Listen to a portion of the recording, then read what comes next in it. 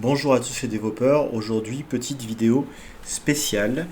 Je fais un piano. Donc, c'est une vidéo un peu plus longue où je vais rencontrer un peu plus de difficultés. Voilà, c'est la première fois que je fais un piano en HTML, CSS et JavaScript.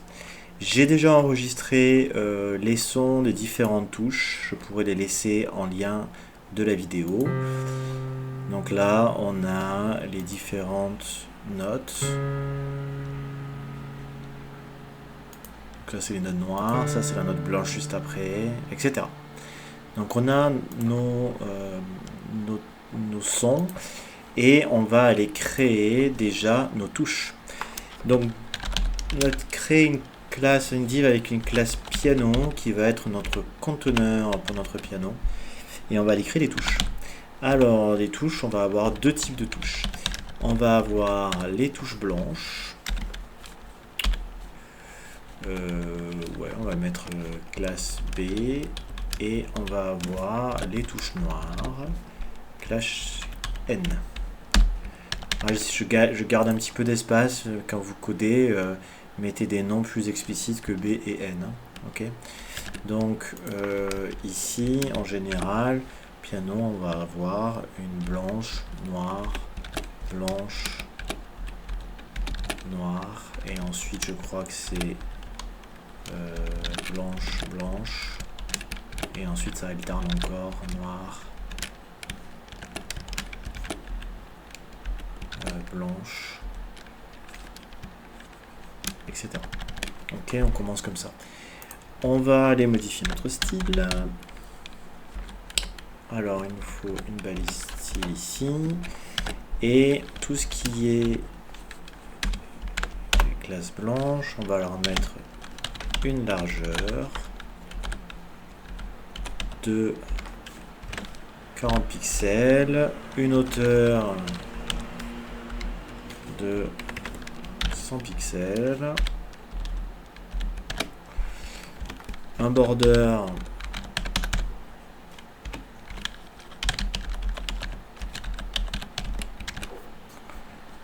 voilà. Donc là déjà on aurait dû avoir quelque chose. Donc 8, 40, 8, 100. Ok. Alors est-ce que j'ai bien... Ah ouais, j'ai pas rafraîchi. Okay, ça aurait dû rafraîchir tout seul. Ici, donc on a mes cases blanches. On va se mettre en display inline block. Voilà. Et bien pour les noirs, on va faire la même chose. Alors, noir, on fait à peu près la même chose. Sauf que du coup, on va mettre une largeur 2 fois plus petite. Et une hauteur 2 fois plus petite. Voilà. Et on va aller les mettre en position absolue. Voilà, ce qui est déjà pas mal. Et on va faire un margin right de moins, donc la moitié de la largeur, de moins 20. Alors non, c'est la largeur de lui, donc moins 10 px. Ouais. Ça devrait être ça, on va voir ce que ça donne. Donc du coup, on a ça, un petit background color black. Ok. Donc on est pas mal. Par contre, il s'est pas décalé. Alors. Ouais, normalement c'est bien ça. Moins 10 px. Donc, si j'avais mis un margin left, il veut pas non plus. Alors. Ah. Ah si. Left ça marche. Ah oui, c'est le left, oui, je suis bête. C'est le left quand on décale, on revient. Ouais, c'est ça. Du coup, c'est pas mal. On a des petits espaces ici qui vont nous embêter. Ces petits espaces, ils sont dus à quoi? Ils sont dus aux espaces ici. Par contre, si je les enlève, vous voyez, hop, Et là on a un piano. Si je les enlève maintenant, je vais avoir un problème pour pouvoir coder. Mais du coup, je les enlèverai après à la fin. Et puis on verra ce que ça donne en fait. On attend d'abord de voir ce que ça donne et puis on enlèvera les tout derniers espaces. Ok. Donc on est pas mal. On va agrandir un petit peu la hauteur ici. Peut-être 70. Alors je vais regarder à quoi ressemble un piano pour être sûr de mon coup.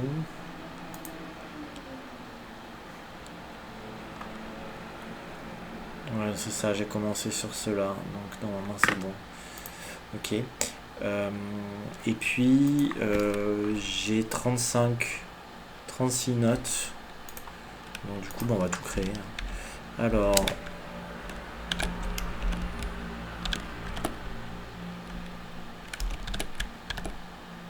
voilà, là il y en a 3. Et ensuite, je pense que ça va aller alterner tout ça.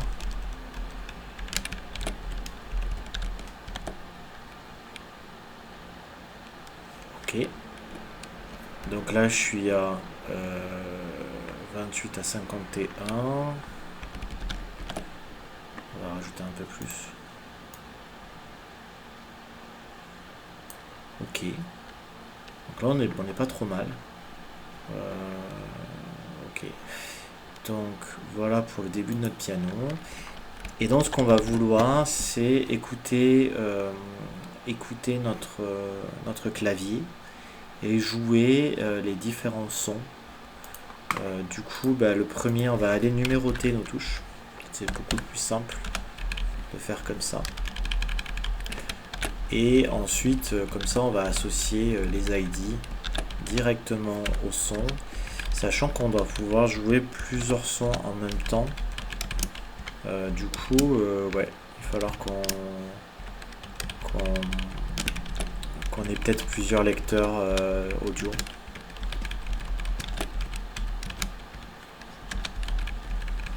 Six, 7, 8, 9. Un petit peu longué, hein. À 36, hein.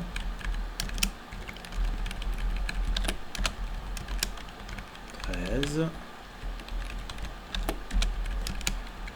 14. Je suis sûr que j'avais un moyen plus simple normalement avec Visual Code. J'aurais pu générer automatiquement les numéros. Et ouais. Donc il y a une occasion de faire les choses vite. Donc on n'a pas de tête, on a des doigts. 21, 22,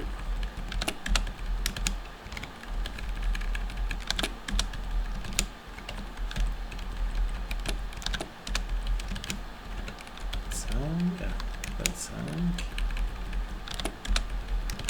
26, 27.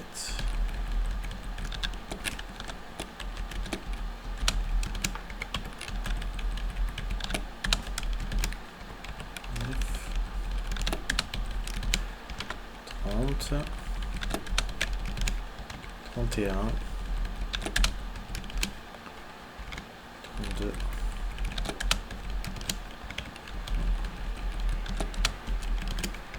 4, 35 et 36. Voilà. Donc on a 3 gammes, si je ne me trompe pas. Enfin, ami musicien, me tuez pas. Hein, voilà, je suis pas du tout musicien. Alors du coup, on a ici le piano, on a ici les ID, et je suppose qu'on va devoir créer autant de players que de touches. Pourquoi? Parce que quand on va jouer un son, si ensuite je change la bande je change le fichier pour la touche que je viens de jouer, le problème qui va se passer, c'est que du coup le précédent son va s'arrêter. Et nous, ce qu'on veut, c'est pouvoir jouer ce son et en même temps un autre son qui, si on appuie sur deux touches très proches, voilà. Donc, comment on va faire? Là, on va essayer de le faire un peu plus intelligemment. On va faire une balise audio multipliée par 36. Et du coup, pour chacun, normalement, je dois pouvoir faire un truc comme ça. Point, non, peut-être pas point ça. Alors, audio, ID égale. Je crois que c'est un truc comme ça. Multiplié par 36. Ouais, pas mal. Donc avec le petit dollar ici, il m'a directement associé la balise audio. Donc ici, comment ça se passe? Alors je rafraîchis. Alors il est censé... Ah oui, il ne les affiche pas automatiquement. Je pense que si on met CTRL ici, il va l'afficher. Et si on ne le met pas, il n'affiche pas. Donc ici, si je mets par exemple 1.mp3, ici, je vais rafraîchir. Alors c'est pas dans... c'est dans le répertoire piano. J'ai mis tous les sons. Donc 1.mp3.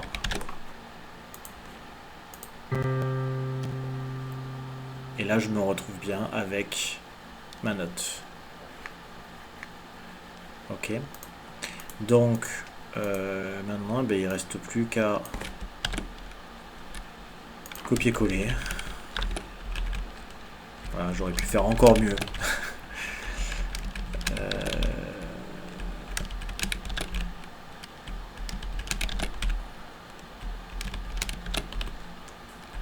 Voilà. Alors les autres balises audio apparaissent pas, mais elles sont tout à fait présentes. C'est juste que si on met pas les contrôles, ça apparaît pas par défaut. Par contre, on va pouvoir aller les lancer. Alors rassurez-vous, on va pas faire 36 fonctions. Normalement, une fonction sera suffisante puisqu'on va récupérer en fait l'ID. Et en fonction de l'ID, on va pouvoir faire tout ça. Si on était, alors on pourrait aussi générer dynamiquement les éléments HTML ou bien en jQuery encore plus facilement pour créer tout ça automatiquement. Là, on est sur une vidéo, on se prend pas trop la tête. Du coup, on juste crée comme ça. Sinon, il aurait fallu que je fasse une boucle, que je crée les éléments automatiquement, et puis ça serait peut-être un petit peu moins compréhensible pour vous. Voilà, ici, ça reste plus pédagogique. Voilà.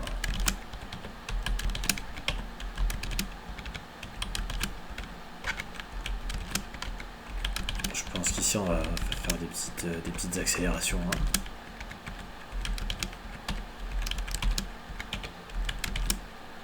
Cinq, 4, 3.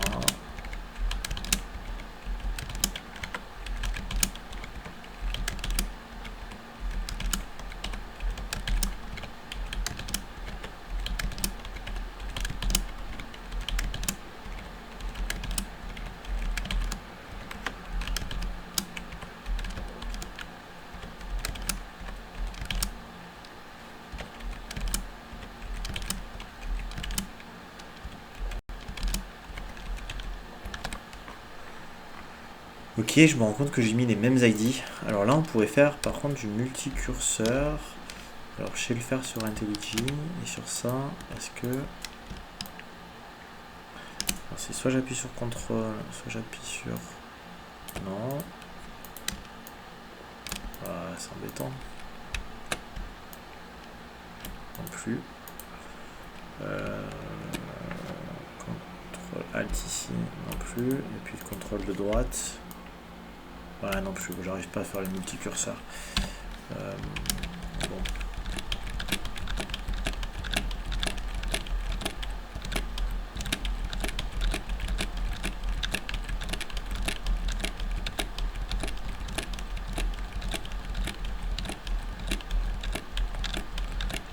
Un élément en HTML ne peut pas avoir le même ID. Voilà. Parfait. Du coup, ici, on va rajouter un onClick play song. Voilà. Ici, pareil, event pour récupérer l'élément qui a été pressé. Donc ça, on va se le répéter encore un peu. Vous inquiétez pas, à partir de maintenant, ça va être beaucoup plus sympa, je pense. Hop. La fonction playSong, on va récupérer l'ID qui est sur le bouton et on va aller récupérer l'audio qui est associé et jouer.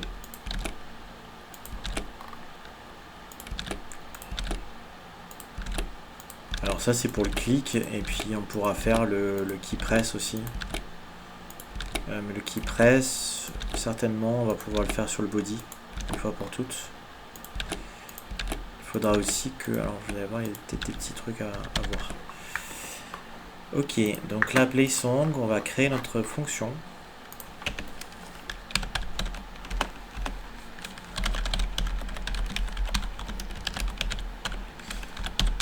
Ok, notre fonction, on va récupérer la target. La target, et ce qui va nous intéresser, c'est l'ID. L'ID de la target.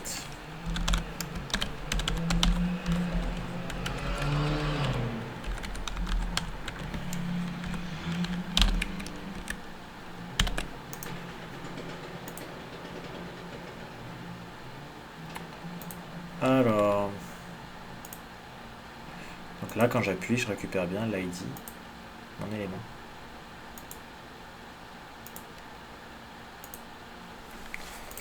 Donc c'est pas mal. Du coup, ici, je l'appelle ID. Et je vais aller maintenant récupérer mon élément audio.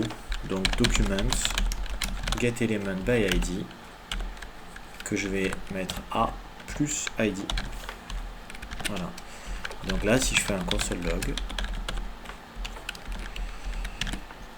je vais...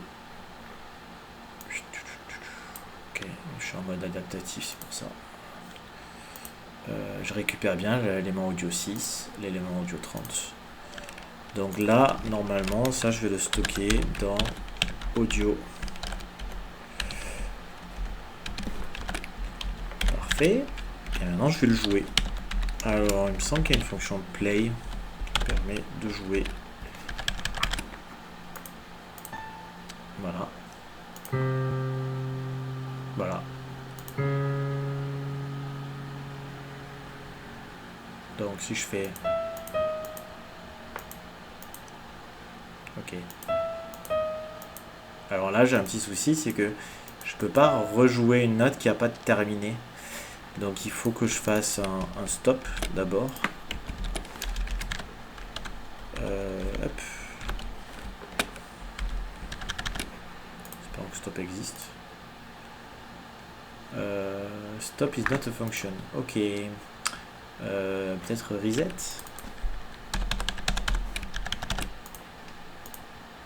Alors, on va pas tous essayer. Audio HTML. How to reset. Pause. Ok. Donc ça c'est pour mettre sur pause. Hop.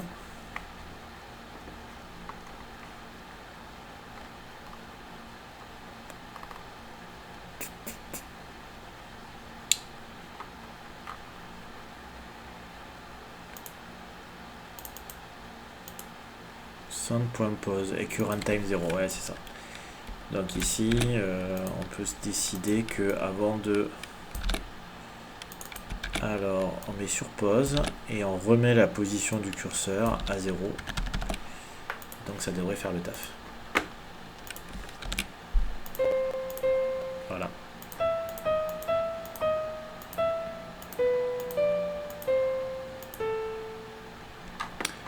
J'espère qu'il n'y a pas des droits des droits de copyright sur ce son. Alors, du coup, donc on est pas mal en fait, on est vraiment pas mal. Je pensais pas que ça serait aussi rapide. J'enlève le contrôle ici pour faire disparaître. Oula.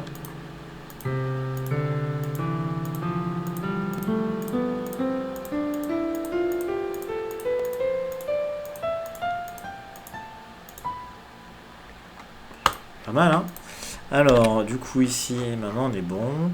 Je vais aller faire la fonction qui presse, qui va nous permettre de jouer au clavier. Parce qu'on est informaticien. Du coup,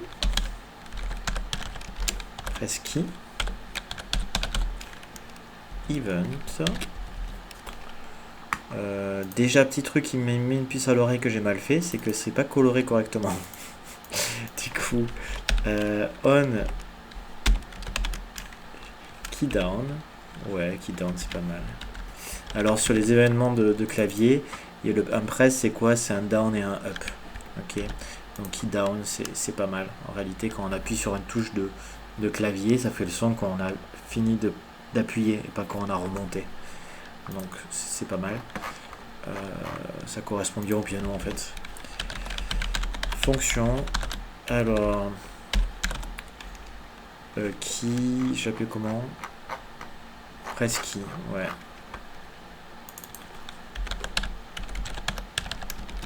Press key ici, event. Pareil, on va aller voir dans la console. Qu'est-ce que ça donne? Je réfléchis. Hop. Ça donne rien du tout. Alors, c'est possible qu'on ne puisse pas le faire directement sur lui. Parce que c'est le body. Ouais, les événements key, c'est toujours embêtant.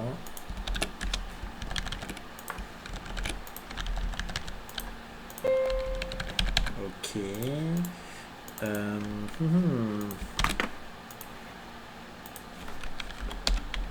Peut-être qu'il faut lui donner le focus aussi. On key down. JS. Ouais, donc c'est bien fait. Par contre, à mon avis, il va falloir donner le focus à un élément. Alors, ID piano.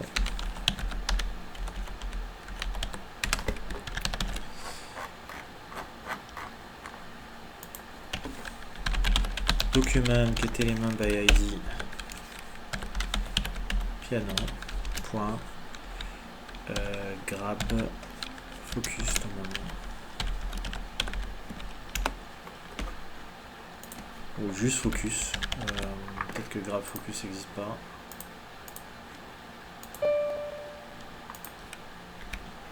Ouais, juste focus.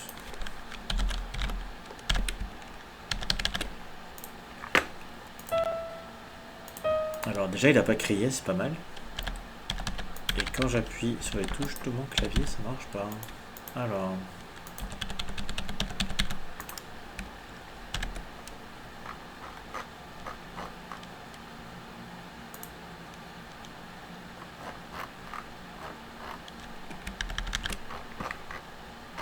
Élément by ID piano, ouais, non, ça devrait.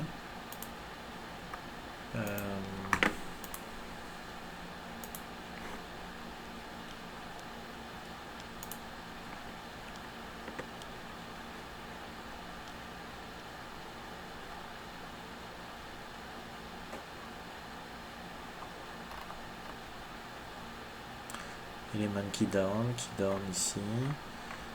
Ok, alors souvent sur les inputs. Hein.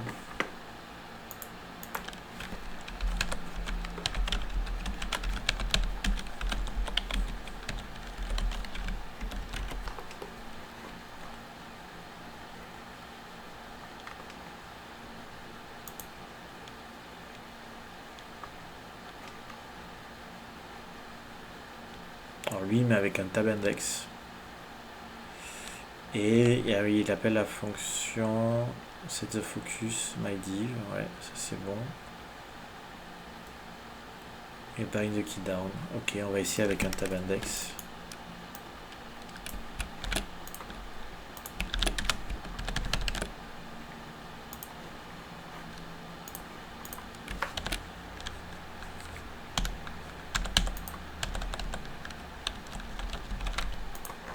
Ça a l'air pas mal par contre. Ah ben j'ai pas mis de console log.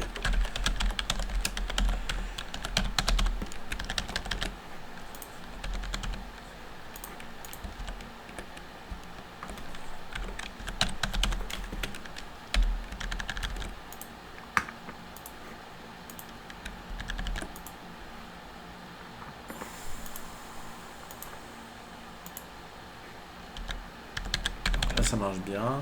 Si j'avais pas mis le tab index 0,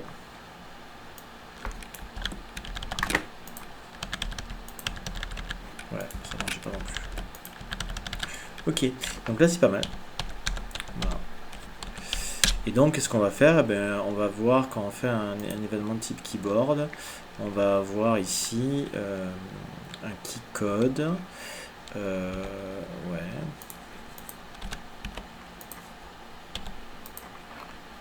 Pourquoi pas. Et du coup,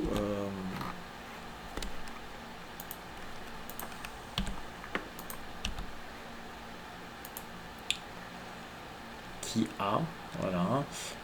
Ouais, on peut utiliser ça par exemple. Donc event.key. Alors, je pense que c'est which qui est plus utilisé. Ouais, donc which 65 qui va correspondre plutôt au caractère. C'est pas ça qui nous intéresse, je pense. Si je fais un A majuscule, le which est 65. Si je fais un A minuscule, le which est 65. On va prendre le which.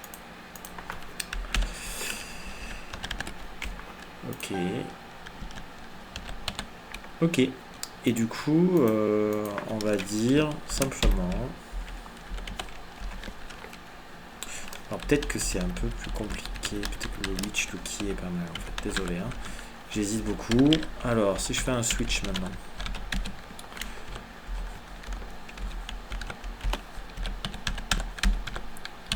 Case A. Case A, on va faire quoi? On va faire un... alors, play song. Play song by ID. Où là, on lui passe un numéro. Et on va faire exactement ce qu'on disait ici. Donc on lui dit, ça c'est mon ID. Et du coup, on va utiliser la même fonction pour les deux. Placeant by ID, ID. Voilà, comme ça, c'est pas mal. Donc là, ce qu'on va faire maintenant, c'est placeant by ID, ça va être 1.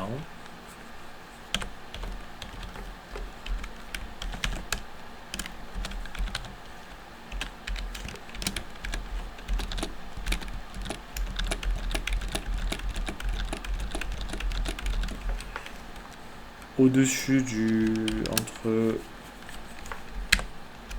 le A et le Z, on va avoir 2. Ensuite, voilà, 3. Alors, je vais peut-être pas tous les faire, mais pour que vous compreniez le principe. Voilà. 1, 2, 3, 4, 5, 6, 7. Voilà. Bon là, il faudrait faire toutes les touches que vous souhaitez. Et normalement... Alors... C'est un gros fail. Alors pourquoi? Ah si, c'est bon. Donc là, je joue A.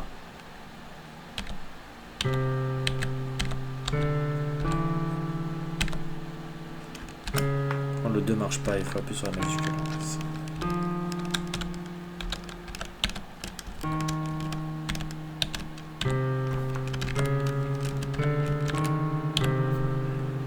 Voilà, donc ça marche pas mal. Par contre, si on veut mettre 2, etc., là, il faut utiliser la majuscule pour que ce soit reconnu. Donc, vous pouvez essayer avec d'autres touches. Et voilà comment on peut jouer au piano. Je vais quand même finaliser ce piano au niveau graphique. Du coup, on avait dit ici de virer les espaces.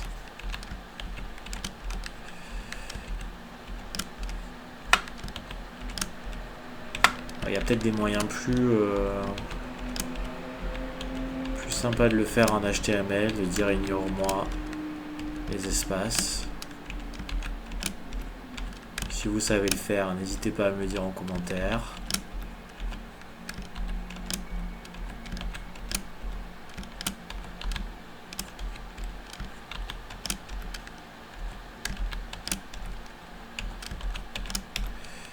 Sur des outils comme IntelliJ, je connais les raccourcis pour faire remonter les lignes rapidement, mais là, je le connais pas.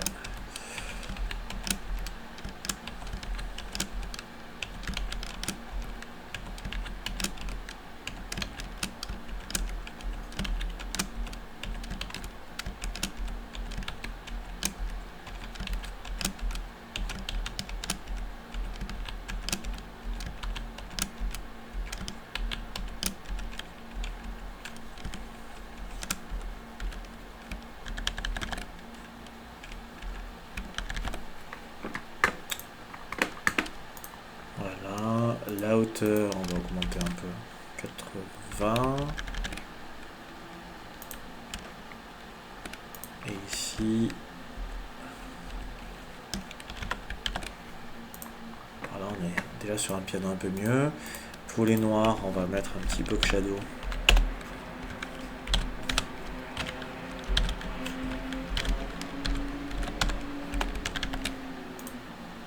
Ah, j'ai mis sur les blanches. Oh, c'était pas moche sur les blanches, par contre il faudrait le mettre qu'en bas. Alors.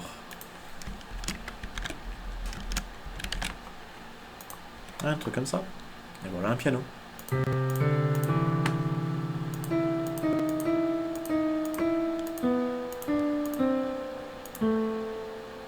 Voilà. Donc j'espère que cette vidéo vous aura plu, qu'elle n'aura pas été trop longue. En tout cas, voilà, c'est des choses qui changent un petit peu de ce qu'on fait d'habitude en HTML. N'hésitez pas à vous abonner à la vidéo. Je vais essayer de sortir une vidéo par jour. N'hésitez pas à me demander s'il y a des sujets que vous aimeriez avoir. Voilà. Passez une bonne journée.